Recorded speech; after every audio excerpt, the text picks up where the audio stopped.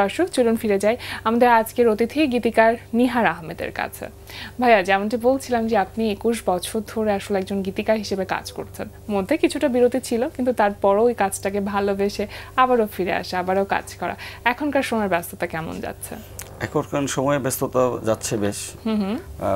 Already গত এক সপ্তাহের মধ্যে আসিফ আকবরের দুটা গান রেকর্ড হয়েছে, একটা আসিফ আকবর এবং কোনাল ডুয়েট, আরেকটা আসিফ আকবরের সোলো, আর বেলাল খানের একটি সোলো গান।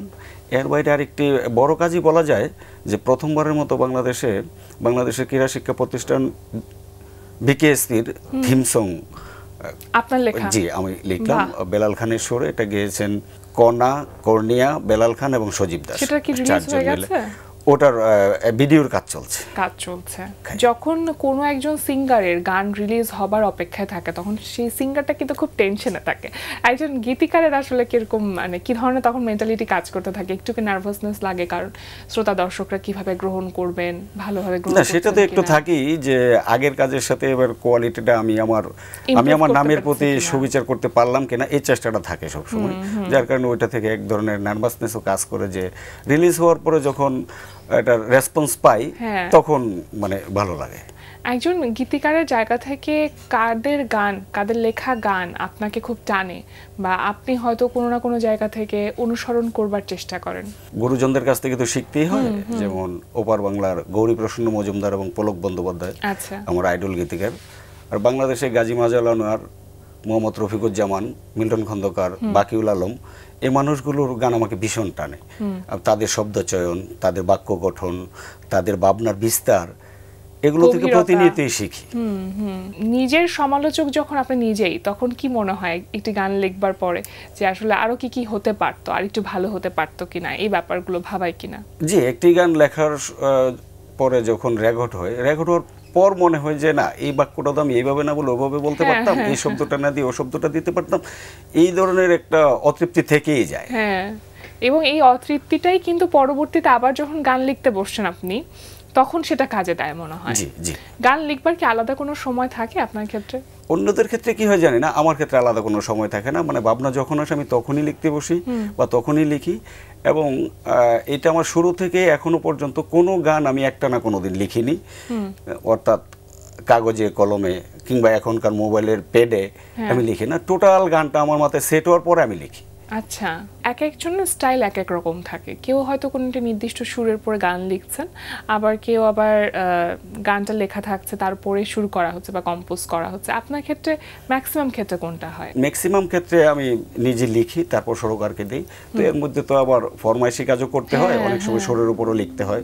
বিশেষ করে এই প্রজন্মের জনপ্রিয় সিঙ্গার বেলাল খানের সাথে আমি যতগুলো কাজ করেছি, বেশিরভাগই সুরের উপর লিখতে হয়। আপনি কোনটাতে কমফোর্টেবল? আগে লিখে তারপর সুর সঙ্গীত দেওয়া হোক, এটাতে কমফোর্ট ফিল করি। একটু যদি শুরুর দিকে যেতে চাই, তাহলে আপনি তো সাংবাদিকতার সাথে বেশ দীর্ঘ একটা সময় যুক্ত ছিলেন। এটা মনে করেন কিনা যে আপনার সাংবাদিকতার সাথে এই যুক্ততা, বা সাংবাদিকতা মানেই তো সেখানে আসলে নানান রকম শব্দ, অনেক তথ্য, সেগুলো গান লিখবার ক্ষেত্রে প্রভাব ফেলেছে? জি, সেটা অবশ্যই প্রভাব ফেলেছে। সাংবাদিকতাও যেহেতু লেখালেখি, গান লেখাটাও লেখালেখি, নাটক লেখাটাও লেখালেখি, তো লেখালেখির মধ্যেই তো ছিলাম।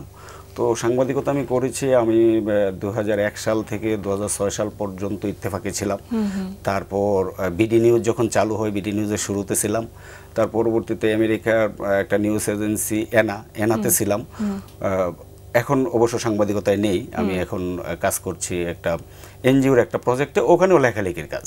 আচ্ছা, ছোটবেলাটা কেমন ছিল নরসিংদীতে আপনার বেড়ে ওঠা? সেই সময়টাতে আসলে কি করা হতো, বা পরিবেশটা কেমন ছিল, সাংস্কৃতিক পরিবেশ বা সাংস্কৃতিক যে একটা আবহের ব্যাপার থাকে? আমার নরসিংদীতে জন্ম, নরসিংদীর একটি গ্রামের নাম হাতের দিয়া। তো ওখানকার সাংস্কৃতিক পরিবেশের চেয়ে রাজনৈতিক পরিবেশ সবচেয়ে বেশি অ্যাক্টিভ ছিল, উত্তপ্ত ছিল। আমি আমার চারপাশে অল টাইম রাজনীতি, ব্যবসা বাণিজ্য এসবই দেখছি, সাংস্কৃতিক কর্মকাণ্ড ওটা খুবই কমে দেখেছি। তো এর মধ্যেও মানে আমার নীরবে নিবৃত্তে সংস্কৃতি চর্চার প্রতি আমার আকর্ষণ গেছে। আমি সেই দেখে গেছে একটা সাংস্কৃতিক পত্রিকা কিংবা একটা বিনোদন পত্রিকা কিংবা ওই সময় যে চিত্রালী, এটা কেনার জন্য সাইকেল চালিয়ে আমি আমার গ্রাম থেকে 25 কিলোমিটার দূরে জেলা শহরের রেল স্টেশনের বুকস্টল থেকে কিনতে যেতাম প্রতি শুক্রবারের স্কুল ছুটিতে।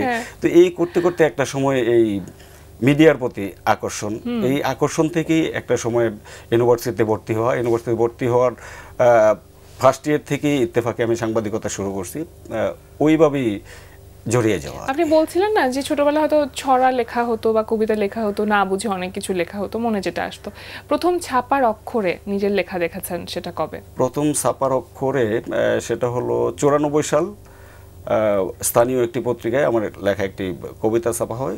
তার কিছুদিন পরে ঢাকার জাতীয় দৈনিকগুলোতে সপ্তাহে 4 থেকে 5টা করে ছড়া ছাপা হতো। আমার পত্রিকায় 94 থেকে 2002 সাল পর্যন্ত 6 শতাধিক ছড়া ছাপা হয়েছে জাতীয় পত্রিকায়। কিন্তু তারপরেও ছড়া থেকে আমি ব্যাক করছি, যদিও আমার ছড়ায় থাকাটা উচিত ছিল এখন আমি মনে করি। হ্যাঁ, বাবা মা কি বলতেন, কতখানি সাপোর্টিভ ছিলেন আপনার এই কাজগুলোর ক্ষেত্রে? আমার বাবা মারা যায় ছোটবেলায়, আমি যখন ক্লাস 1-এ পড়ি তখন আমার বাবা মারা যায়। আমরা 3 ভাই, 3 ভাইয়ের মধ্যে আমি সবার বড়। আমার মা ভীষণ সাংস্কৃতিমনা, আমার মায়ের কণ্ঠ খুবই দারুণ গান গাইতে পারতেন। তো মায়ের কখনোই কোনো রকম বাধা ছিল না যে আমার ছেলে সংস্কৃতি চর্চা করতেছে, এটার মধ্যে থাকুক, তবু যেন পলিটিক্সে না যায়। হ্যাঁ, যেহেতু মা গান গাইতেন, ভালো গান গাইতেন, সেজন্যই কি আসলে গান লেখার প্রতি যে একটা সফট কর্নার সেটা তৈরি হচ্ছিল আপনার? এটা হতে পারে অজান্তে, অবচেতন, এটাই সাবকনশিয়াস মাইন্ডে। জি, খুবই চমৎকার একটি বিষয়, এবং আমার কাছে মনে হয় এটা খুবই আশীর্বাদ আপনার জন্য যে আপনার লেখা গান শ্রদ্ধেয় সঙ্গীত শিল্পী, কিংবদন্তি সঙ্গীত শিল্পী রুনা লায়লা ম্যাম গেয়েছেন, সাবিনা ইয়াসমিন ম্যাম গেয়েছেন। মানে যখন এই ঘটনাটি ঘটছিল তখন নিশ্চয়ই অবিশ্বাস্য মনে হচ্ছিল। অবিশ্বাস্যই মনে হচ্ছিল। সেটা হলো বাংলাদেশ টেলিভিশনের ঈদে স্পেশাল কিছু প্রোগ্রাম হয়, প্যাকেজ প্রোগ্রাম। তো 2004 সালে ঈদ উল ফিতরে সঙ্গীতের একটা বিশেষ প্রোগ্রাম হবে, প্যাকেজ 12টি গান দিয়ে একটি প্রোগ্রাম। গান গাইবেন কে? রুনা লায়লা। তো ওখানে সুরকার এবং মিউজিক ডিরেক্টর ছিলেন মুস্তাক আহমেদ। তো উনি বললেন যে তুমি একটা গান দাও, রুনা লায়লা গাবে। আমার অবিশ্বাস্য মনে হয়েছিল, কিন্তু সত্যি সত্যি গান দিলাম। তার 2 দিন পর রেকর্ড হলো, রেকর্ডে ডাকলেন, আমি স্টুডিওতে ছিলাম, তারপর শুটিং এ ছিলাম। প্রচার হওয়ার পরে সে তো অন্যরকম অনুভূতি। তখন কি নার্ভাস লাগছিল না যে রুনা লায়লা ম্যামের জন্য গান লিখবো, কি লিখবো? কারণ উনি তো যা গাইবেন সেটা একটা জাদুকরি ব্যাপার হয়ে যাবে। না, এটা নার্ভাস লাগছিল না কেন, তখন হলো না বোঝা। এখন 21 বছর পরে এসে এখন যদি কেউ বলে যে রুনা লায়লার জন্য একটা গান লিখতে হবে, সাবিনা ইয়াসমিনের জন্য একটা গান লিখতে হবে, তখন আমি প্রচন্ড নার্ভাস হব এবং হচ্ছি। কারণ এখন আমি বুঝি, তখন না বুঝে রুনা লায়লা গাবেন, তাতে কি হয়েছে, দিলাম। মানে ওনাকে একজন সঙ্গীত শিল্পী হিসেবে আপনি দেখেছেন? না, অতটা বোধও আমার তখন তৈরি হয়নি। তখন আমার বয়স কত, 21। আচ্ছা, ওই বোধটাই তৈরি হয়নি যে রুনা লায়লার মতো এত বরেণ্য একজন শিল্পী আমার গান গাবেন, আমি কি লিখবো, আমার কি লেখা উচিত, এই যে নার্ভাসনেসটা আসবে সেই বোধটাই তৈরি হয়নি। আচ্ছা, যখন আপনি কোনো গান লিখছেন তখন এটা মাথায় থাকে কিনা যে কোন শিল্পীর কণ্ঠে, কোন শিল্পীর গায়কিতে এই গানটি যাবে? এটা শুরুর দিকে তো গান লিখতাম যে গান লিখলে এটা কেউ গাবে কিংবা সুর করবে, এই ধরনের অনিশ্চয়তা ছিল। এখন সেটা হয় না। এখন হলো কখন সুরকার বা কোনো শিল্পী যখন বলে গানটা তখনই লিখি, এর আগে লেখা হয় না। তখন ওই শিল্পীকে মাথায় রেখে, তার ধরন মাথায় রেখে, তার চিন্তা আদর্শ, গায়কি, এইটা মাথায় রেখেই লিখি। গান লেখা বাদে নাটক, তো এই যে নাটক লিখবার ক্ষেত্রে তো একটা ধরেন নাটক লেখার একটা ধরন আছে আলাদা, এই ধরনটা রপ্ত করতে আপনার কিছু করতে হয়েছে কিনা, কোনো পরিকল্পনা বলি বা নিজের প্রস্তুতির ক্ষেত্রে বলি? না, সেটার জন্য তো অবশ্যই প্রস্তুতি ছিল। গান নাটক লেখার যে কলা কৌশল, ডক্টর রাজীব হুমায়ুন স্যারের একটি বই আছে। রাজীব হুমায়ুন স্যার ডিরেক্ট আমার টিচার। আমি যেহেতু ভাষাতত্ত্বেই পড়াশোনা করেছি ঢাকা ইউনিভার্সিটিতে, তো উনি আমার টিচার ছিলেন। তো ওনার কাছে গিয়ে উনি একটা নাটকের কলা কৌশল, নাটক লেখার কলা কৌশল একটা বই লিখছেন। তারপর এটা পড়লাম, এটা পড়ে স্যারকে সরাসরি জিজ্ঞেস করলাম যে কিভাবে লিখবো, কিভাবে করব। তো স্ক্রিপ্ট লিখে দেখাতাম, স্যার বলতো এভাবে না, ওভাবে, এই করতে হয়, সেই করতে হয়। তো এইভাবে নিজেকে তৈরি করা। কখনো কি চলচ্চিত্র লিখবার বা চিত্রনাট্য লিখবার পরিকল্পনা আছে, ইচ্ছেটা আছে কিনা? ইচ্ছে আছে বলতে আমি অলরেডি 4-5টি চলচ্চিত্রের স্ক্রিপ্ট লিখেছি। 2টা শুটিং সম্পন্ন, আর 2-3টা রিসেন্টলি যাবে, এই ধরনের কথা শুনতেছি। কারণ এগুলো তো ডিরেক্টর প্রডিউসারের ব্যাপার। প্রথমে লেখায়, তারপর দেখা গেছে কাজ শুরু হয়, আবার স্টপ হয়ে যায়, আবার শুরু হয়। তো অলরেডি 4-5টা স্ক্রিপ্ট আমি লিখেছি আচ্ছা, চলচ্চিত্রে। আপনি যেহেতু এনজিওতে আছেন, মানে চাকরি করছেন, তো পাশাপাশি এই যে এই কাজগুলো করা, সেটা একটু প্রেশার মনে হয় না? বা এটার জন্য আলাদা একটা সময় নির্ধারণ করা, সেটার জন্য মাইন্ডসেট ঠিক করা, এই বিষয়গুলোর জন্য প্রস্তুতিটা আপনি কিভাবে নেন? এই প্রস্তুতিটার জন্য আমি রেগুলার চাকরিতে কখনো আর যাইনি সাংবাদিকতা ছাড়ার পরে। এনজিওতে যে চাকরিটা বললেন, এটাকে চাকরি বলা যাবে না, আমি একটা প্রজেক্টের কোঅর্ডিনেটর। আচ্ছা, তো আমাকে সপ্তাহে ওখানে 2 থেকে 3 দিন টাইম দিতে হয়, বাকি মানে টাইম নিজে কাজ করতে না, মানুষকে দিয়ে কাজ করাতে হয়। জি জি জি, হ্যাঁ। আর মাঝে মধ্যে সারা দেশে ঘুরে বেড়াতে হয়, আমার কাজ 64 ডিস্ট্রিক্টেরই আনাচে কানাচে গ্রামগঞ্জে ঘুরে বেড়াতে হয়। তো ঘুরে বেড়ানোটা আমার জন্য লেখালেখির জন্য খুবই ভালো, আমি এনজয় করি। কিন্তু আসলে অনেক গল্পও চলে আসে, অনেক গল্প, অনেক কিছু একদম তৃণমূল পর্যায় থেকে জানতে পারি, বুঝতে পারি, অভিজ্ঞতা সঞ্চয় হয়। অর্থাৎ কাজটা আমার লেখালেখির জন্য পারফেক্ট। আচ্ছা, অডিও ইন্ডাস্ট্রির অবস্থা, মানে বর্তমান অবস্থা যদি আমরা এখন বলি, মিউজিক ইন্ডাস্ট্রি, কি বলবেন যে আসলে আমরা কোন দিকে এগোচ্ছি? আগের চেয়ে এখন বলা যাবে যে হয়তো কাজ কম হচ্ছে, কিন্তু কাজ ভালো হচ্ছে। হ্যাঁ, এখন অনেকেই বলে থাকেন যে আগের মতো কাজ হয় না, আগের মতো গান লেখা হয় না বা সুর হয় না, মিউজিক।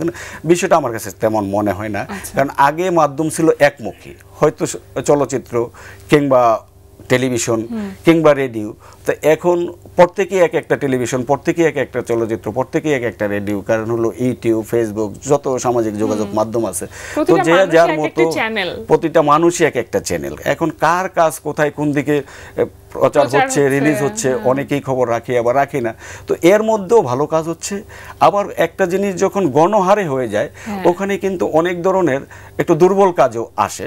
তো দুর্বল কাজও অনেক হচ্ছে, দুর্বল কাজ অনেক হচ্ছে। এখন 100 কাজ হওয়ার মধ্যে যদি 90টা কাজ দুর্বল হয় আর 10টা কাজ ভালো হয়, ও 10টা কাজ অনেক ক্ষেত্রে চাপা পড়ে যায়। কিন্তু আমি বলবো না যে কাজ খারাপ হচ্ছে, কাজ ভালো হচ্ছে। কেন? কারণ শেষ পর্যন্ত ভালোটাই টিকে থাকে। গানের যে পরিবর্তন, প্রত্যেকটা শিল্পেরই তো এক একটা পরিবর্তনের ধরন আছে। কারণ 20 বছর আগে যে ধরনের গান হতো বা 90 দশকে যে ধরনের গান হতো, সে ধরনের গান তো এখন হচ্ছে না, কারণ শ্রোতা চেঞ্জ হয়েছে। তো যখন আপনি গান লিখেন বা যে কোনো নাটক লিখছেন, তখন কি শ্রোতা দর্শকদের কথা চিন্তা করে, তাদের রুচির কথা চিন্তা করে গান লেখা হয় কিনা? দ্বারা বিবর্তনে যেটা বলবো যে 90 দশক কিংবা 2005-6 সাল পর্যন্ত যে অডিও অ্যালবাম বের হতো, তখন একটা অ্যালবামে 10টা থেকে 12টা গান থাকতো। ওখানে টার্গেট সং বলতে আলাদা কোনো সং ছিল না, কারণ 12টা গানের মধ্যে মনের মাধুরী মিশিয়ে গীতিকার গান লিখতে পারছে, সুরকার সুর করতে পারছে, গাইছে। ওখান থেকে কোনো গান ক্লিক করে গেছে, তার মানে এটা ভালো। আর এখনকার সময়ে এক একটা প্রযোজনা প্রতিষ্ঠান কিংবা সুরকার কিংবা কণ্ঠশিল্পী যখন একটা একটা করে গান চান, তখন ওই একটা গানকে টার্গেট সং হিসাবে প্রত্যাশা করেন। তো আমাদের জন্য ওইভাবেই লিখতে হয়। তো ওই প্রত্যাশা, আগে হয়তো একটা গান লিখতে গেলে 2 বার ভাবতাম, এখন একটা গান লিখতে গেলে 100 বার ভাবতে হয়, অর্থাৎ তাদের চাহিদা ফুলফিল করার জন্য।